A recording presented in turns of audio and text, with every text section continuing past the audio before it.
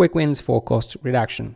We will use the low-hanging fruit and 80-20 rule that we have talked about in the previous lecture to define the framework that will help us identify the quick wins for cost reduction. And to do that, we'll use things we have learned in the low-hanging fruits, and we'll try to build two-dimension graph.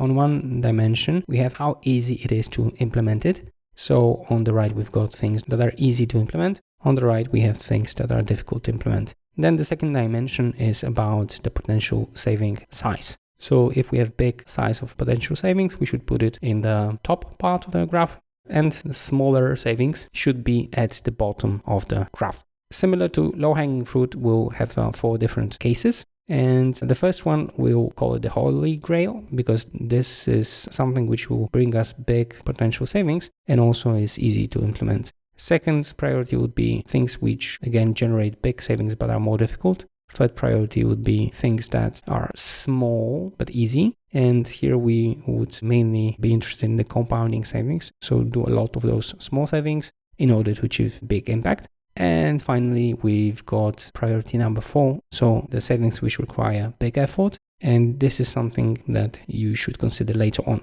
So you first do things with priority 1, then priority 2, priority 3, and at the very end, priority 4. Now, in order to make it more meaningful, we decided to add some names to those categories. So the first category we call cow savings because they are easy to kill and big. Then the second priority, we would call them elephants, difficult to catch yet big. The third one, we would call them chicken savings, so easy to kill, yet you need to kill a lot of them not to be hungry. And finally, bat savings, so small and difficult to catch. So first priority, you go for the cows, then elephants, and you can also enjoy chicken savings, but the bat savings are not that interesting. The last thing which is important in this framework that we'll use to identify quick wins is to look at what we mean by potential savings. So this is in short the framework that we're going to use to identify quick wins. Just to sum it up, we have to first map all the things when it comes to 2-dimension. So how easy it is to implement, what is the potential savings that we can achieve. And then as a first priority, we do things that give a big priority and are easy. Then we move to things that give big potential savings but are more difficult. The third priority would be things that are easy yet they have a small potential savings. And finally, we move to the difficult small things which we called bad savings. And this framework you should use in order to identify quick wins.